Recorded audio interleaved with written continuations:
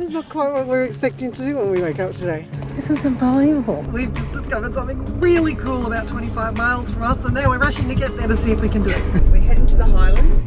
My friend Beck and I are van lifing across Scotland to find views and whiskey, and oh my god, I think we found the highlight of the trip. And the verdict is? Incredible. Absolutely loved it. Hey, and listen, while we're talking about things that are shite, I know I've got some serious audio problems in this video, so hopefully you can forgive me for that. I'm learning, it's going to get better. It's just not great in this one. Sorry about that. This is the ground we cover on this trip. We start at Falkirk, north of Edinburgh, and we head towards Inverness, but we make a little stop by Cairngorm National Park. This stunning engineering marvel is the Falkirk Wheel. It's the world's only rotating boat lift, and it's basically a giant watery elevator for canal boats. This is unbelievable. Engineering masterpiece, I have to say. So you throw your boat in the bottom, and they crank it up, and then you get to go down that channel through the various locks and all the other waterways. When canals are built, they have to cross uneven ground, so sections of them end up on different levels. The locks act like stairways, letting boats move safely between the higher and lower sections. The Falkirk Wheel was built to reconnect two historic Scottish canals, which used to be joined by a long leaky staircase of 11 locks. Those locks were scrapped in the 1930s, and for decades the waterways were cut off from each other. Then, in 2002, engineers came up with this spectacular fix, a perfectly balanced wheel that lifts boats 35 metres, or 12 stories high, from one canal to another, amazingly using no more power than it takes to boil a couple of kettles. And about an hour after a canal boat reaches the top and heads downstream, it'll pass the Kelpies, which you can see in one of my other Scottish videos. There's a link in the description for that video and the playlist for the rest of my Scottish adventures. So we've stayed in this most amazing location last night. We're in a free car park. It's amazing. Construction site though, so you know, early start today. To literally get woken up by a jackhammer. Yeah. And when we drove in, there was some stuff blocking off bits of the road, obviously doing some construction. Didn't even think about the fact of what might happen this morning. Paul's suggesting that there's nothing to do here and it's going to be really noisy. I can't understand why. I see you. I've just had a nice chat with the guys outside and they've gone, yeah, it's shite here. You should just go. Not because of the construction, just because he's going, there's nothing to do here. So anyway, we're going to move on now. When I say I had a nice chat with the guys, I couldn't understand anything they were saying. Very heavy Scottish accents. I did understand shite though, and it turns out it's a bit of a theme for the day.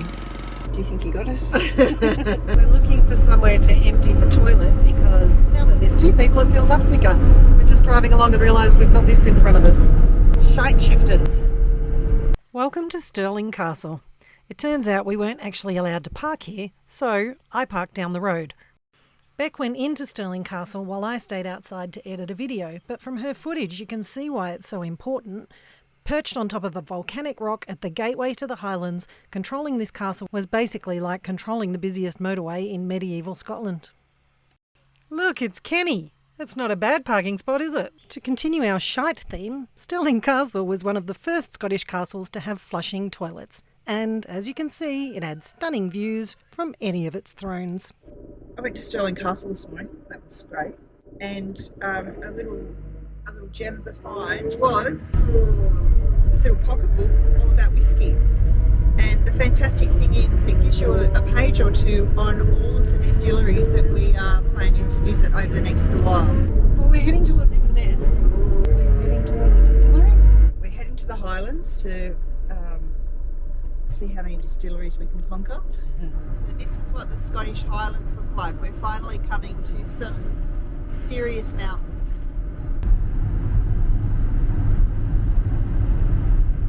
We're going to go to Dalwhinnie. If we can get in, we need to make sure that we can actually just log up and not need a booking. But the plan is Dalwhinnie.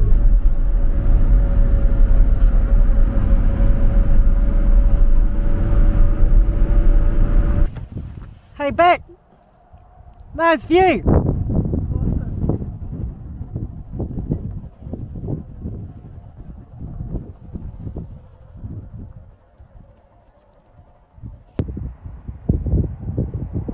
Scottish scones. Clotted cream and strawberry jam, I presume.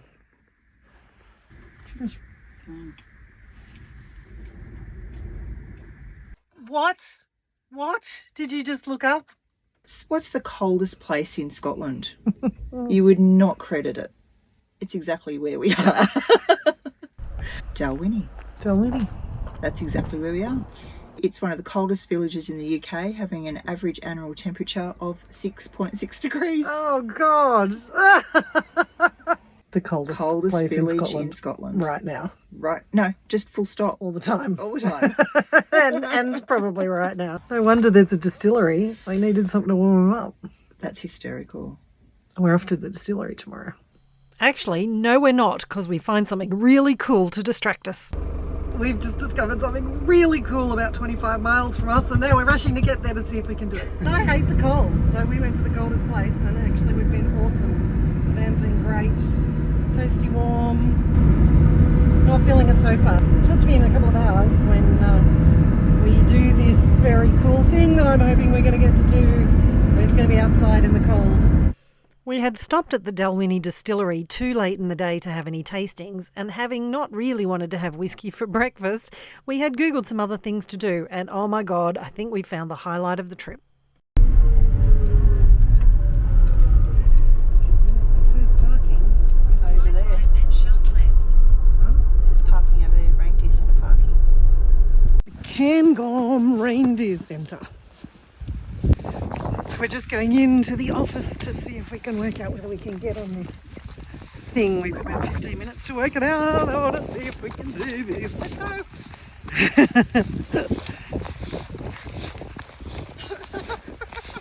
So ladies, there is yours. Fabulous. So it's been strongly recommended that we get some extra waterproofing gear. Yeah. It's going to be very wet and windy up there today, so please, all waterproof layers, appropriate footwear. If not, we've got wellies here, even recommend waterproof trousers. It'll just make your trip so much more enjoyable because it is cold up there. You are just the perfect height. Look at you. It's like you've had them tailored. You look quite elegant in waterproof pants. I look like a hobbit. So we're going to go meet some reindeer. So they're actually free range. They live out in the wild. We're just going into their environment. And they'll come and see us apparently because they're very friendly. And they have suggested that it's going to be very wet and cold and miserable, so they have sold us waterproof pants, Wellington boots, and we are now going back to the van to put every piece of clothing on that we own. So what are you carrying on your back? Reindeer food. Reindeer food? Yeah. Hey Beck, we're going to go meet some reindeer. Yeah. We head off into the forest, wrapped up against the cold. It's a perfect Highland walk, freezing cold, autumn colours, crisp air, drizzle and stunning views. I'm so excited about this. Before we head through the gate, the herders give us a briefing. Rule number 1, no patting the reindeer, however tempting it might be. They're friendly but semi-wild, and they can interpret physical touch as a threat. And frankly, I'm okay with not having them question who's dominant while we're in there. They're right there. Plus, their fur is insulating them against the weather, so let's not mess with their waterproofing. Oh, don't touch, don't touch, don't touch. The reindeer just wander right up to us, not shy at all. Like, oh look, humans, I bet they've got snacks. We walk together along the boardwalk, people and reindeer together. They're calm and curious and dignified, and I'm incredulous and amazed. Oh, you're so cool. And it's completely surreal. These are the Cairngorm reindeer, the only free-ranging herd in Britain. They were introduced here in 1952 after vanishing from Scotland for almost 1,000 years. Both males and females grow antlers, the only deer species that do, and the males shed theirs after the rut in autumn, while the females keep theirs through winter so they can defend food for their calves. So, if you ever see a Christmas reindeer with big antlers pulling Santa's sleigh, they're all girls. Feeding time is pure chaos in the best possible way. Antlers everywhere, twitchy lips and soft noses, and all of us desperately trying to resist the urge to pat them because, you know, there's rules.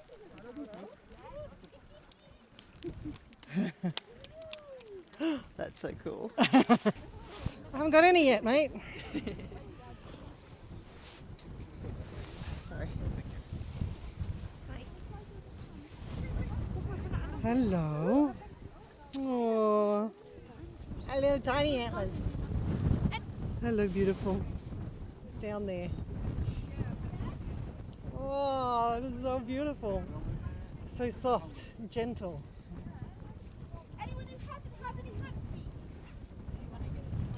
Don't lean in too much, I'll get my eye taken out.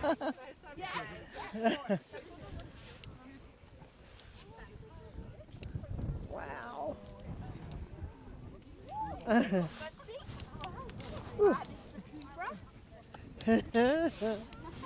We're feeding reindeer.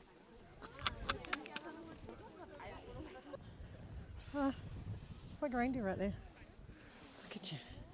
Look at you, gorgeous thing. But eventually it's time to go. And the verdict is? Incredible. Absolutely loved it. Absolutely loved it. This is not quite what we were expecting to do when we wake up today. No. And I am not upset about that at all. That's what van life's all about. Make it up as you go. We're definitely doing that. That was awesome. Time to head back to the van and get warmed up. And speaking of things that warm you up, let's get on to our next Scottish goal. Will we actually get to taste something in a distillery this time? Or just stare longingly at the whiskey through the window again? You've got some friends. You'll have to hit subscribe so you get to see the next video to find out.